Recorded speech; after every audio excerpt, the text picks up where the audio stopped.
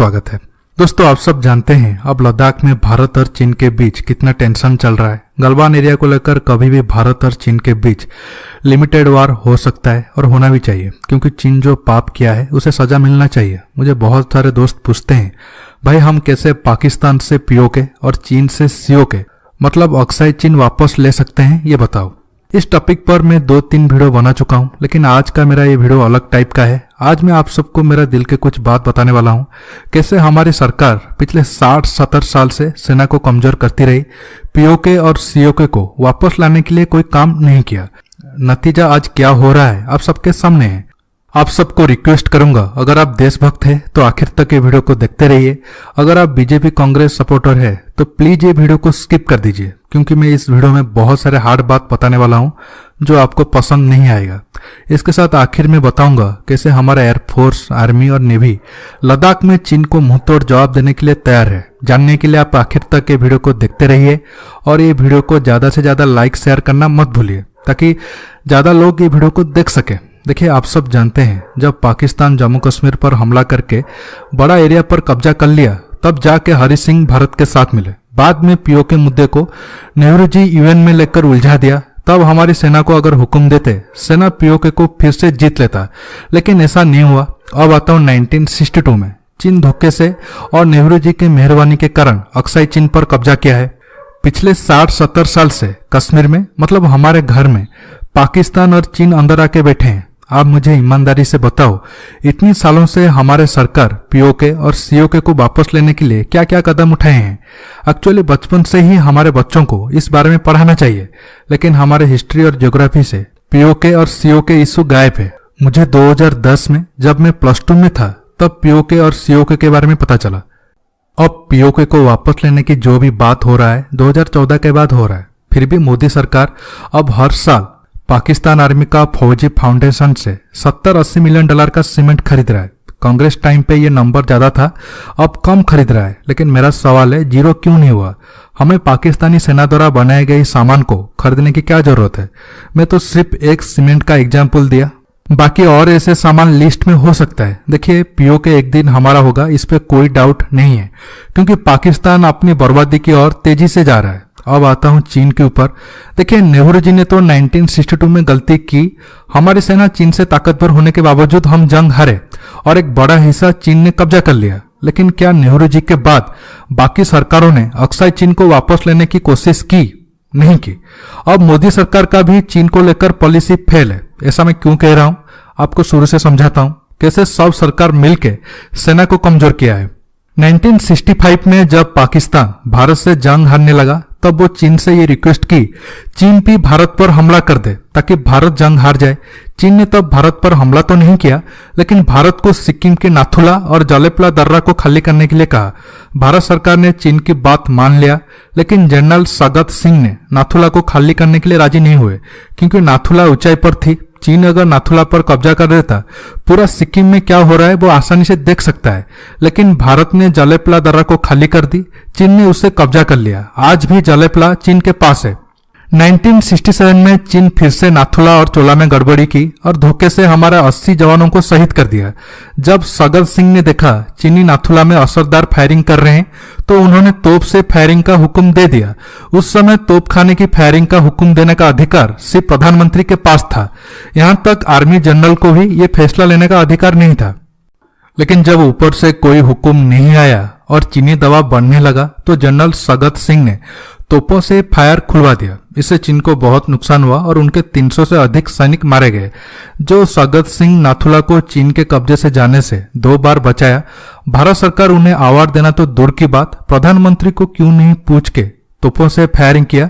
इस बात के लिए सगत सिंह की ट्रांसफर करवा देती है। 1987 में भी अरुणाचल को लेकर भारत चीन के बीच तनाव था और सीमा पे इंडियन आर्मी स्ट्रांग पोजीशन में थी। लेकिन तब राजीव गांधी चीन गए और ये कहा, सीमा पे चाहे जितना दबाव हो, भारत चीन संबंध खराब होना नहीं चाहिए। ये एक बड़ी गलती थी। अब आता हूं अटल जी के टाइम पे। कारगिल के टाइम पे चीन प्यांगोंग झील की 5 किलोमीटर एरिया पर कब्जा किया। बाद में अटल जी गलती करते हुए तिब्बत को चीन का हिस्सा माना। जवाब में चीन सिक्किम को भारत का हिस्सा माना, मतलब सिक्किम के बदले तिब्बत। कितना बड़ा गलती है, आप अंदाजा लगाओ। 2004 से 2014 तक कांग्रेस के टाइम पे चीन लगभग 640 स्क्वायर किलोमीटर एरिया पर कब्जा किया और सरकार सोती रही। मोदी जी भी चीन को लेकर गलती की है। 2017 में डोकलाम के बाद हमारी सरकार को चीन के खिलाफ तैयार रहना चाहिए था, लेकिन ऐसा नहीं हुआ। आज नतीजा क्या हुआ आपके सामने है। मेरा सवाल यह है, जब मई महीने में सिक्किम और लद्दाख में भारत चीन सैनिकों के बीच खूनी झड़प हो गया था, तो हमारे जवानों को गोली चलाने के लिए अनुमति क्यों नहीं दिया गया? अब 20 जवान शहीद क्यों हुए? चीन की 43 जवान मरने से क्या हमारे 20 जवान जिंदा हो जाएंगे? 2017 डोकलाम के बाद चीन के साथ ट्रेड डेफिसिट को कम करने के लिए क्या क्या स्टेप्स लिया गया है? अब सरकार कह रही है हम चीन को $40 बिलियन के ट्रेड में झटका देंगे। मेरा ये कहना है, अगर ऐसा हो सकता था पहले क्यों नहीं किया गया? सरकार किस चीज का इंतजार कर रही थी? देखिए, लास्ट 20 साल से चीन इंडिया से ट्रेड करके $500 बिलियन के ऊपर कमाया होगा। क्यों कोई सरकार चीन को अक्साई चीन खाली करने के लिए नहीं कहा? क्यों सरकार अब चाइनीज ऐप को बैन नहीं कर रहा है? मोदी जी कल अपने बयान में कहा चीन एलओसी क्रॉस नहीं किया है। प्रधानमंत्री जी, जब पीएलए सेना संसद भवन में आके घुसेगा तब आप कहोगे चीन भारत में घुसा है? क्या आप एलओसी को इंटरनेशनल बॉर्डर मानते हैं? क्या आप अक्साई चीन को भारत का हिस्सा नहीं मानते हो? चीन 60 साल से अक्साई चीन मतलब भारत में बैठा है। हमारे प्रधानमंत्री जी कह रहे हैं चीन एलओसी क्रॉस नहीं किया है। क्या अक्साई चीन सिर्फ मैप में दिखाने के लिए है? अब आप जान गए होंगे कैसे हमारे सरकार 60 सालों से सीओ के वापस लेने के लिए काम कर रहे हैं। अगर सत्ता में ऐसे लोग बैठेंगे तो चीन की हिम्मत नहीं होगा आगे आने के लिए। कुछ लोग कहेंगे मोदी जी कहा है गलवान में हम 1 इंच चीन को नहीं देंगे। देखिए, मुझे पता है अब सरकार इस मुद्दे पर सीरियस है और आर्मी तैयार है, लेकिन हमारी नीति डिफेंसिव है। मतलब चीन कुछ करेगा तो हम उसका जवाब देंगे। ऐसा कब तक चलेगा भाई? हम अटैकिंग मोड में कब होंगे? आप मुझे ईमानदारी से बताओ, अक्साई चीन को वापस लेने के लिए सरकार के पास कोई ठोस नीति है? अब अगर चीन गलवान में कुछ गड़बड़ ना करता तो इस मुद्दे पर कोई बातचीत भी नहीं होती। आप मुझे बताओ, क्या यह सही है? अब आता हूं इंडियन आर्मी के ऊपर और जानते हैं कैसे आर्मी चीन को लद्दाख में मुंहतोड़ जवाब देने के लिए तैयार है। देखिए, आप सब जानते हैं चीन लद्दाख की गलवान, हॉट स्प्रिंग और पैंगोंग झील में प्रॉब्लम कर रहा है। गलवान एरिया रणनीतिक दृष्टि से भारत के लिए ज्यादा जरूरी है। चीन अब पूरा गलवान पर अपना दावा कर रहा है क्योंकि उसका कहना है 1962 में चीन इस पर कब्जा किया था। पहले भी ये एरिया कुछ वक्त के लिए चीन के राजाओं के अधीन था, इसलिए गलवान और पूरा लद्दाख चीन का है। ये बात मेरे वीडियो में एक चाइनीज ने भी कमेंट किया था।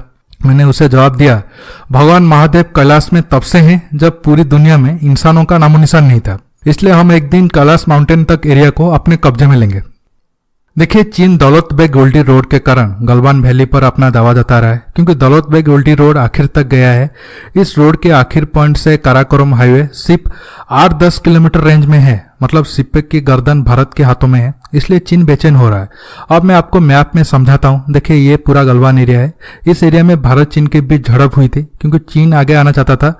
ये जो रोड देख रहे हो, ये है दौलत बेग ओल्डी रोड। चीन की नजर अब इस रोड पे है। अगर ये रोड पर चीन का कब्जा होता है, इंडियन आर्मी को आगे आना मुश्किल होगा, खासकर सियाचिन में।